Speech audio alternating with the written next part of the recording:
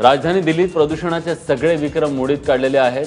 दिल्लीतलं प्रदूषण एवढं वाढलंय की प्रदूषण मोजण्यासाठी आणलेली यंत्र देखील निकामी झाली आहेत। राजधानीसह नोएडा, ग्रेटर नोएडातील सर्व शाळा 3 दिवसांसाठी बंद ठेवण्यात आल्यात। पंजाबमध्ये शेतांमध्ये लावलेल्या आगीचा धूर, दिवाळीतल्या फटाक्यांचा विषारी धूर आणि कारखान्यांमधून बाहेर पडणारा विषारी वायू यामुळे दिल्लीतलं आकाश धुरानं व्यापून गेलंय। केंद्रीय पर्यावरण मंत्री अनिल माधव दवे यांनी या प्रदूषणावर उपाय शोधण्यासाठी आज शेजारच्या 4 राज्यांची बैठक बोलावली।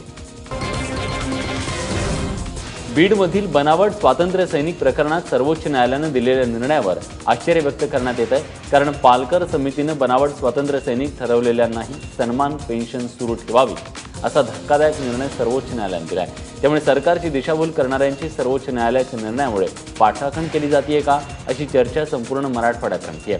मराठवाडा मुक्ती संग्रामात सहभाग घेतल्याचा दावा करत 355 जणांनी स्वातंत्र्य सैनिकांना मिळणाऱ्या पेन्शनचा लाभ घेतला। मात्र त्यापैकी 249 जण बनावट स्वातंत्र्य सैनिक असल्याचं न्यायमूर्ती पालकर समितीच्या चौकशीत निष्पन्न झालं।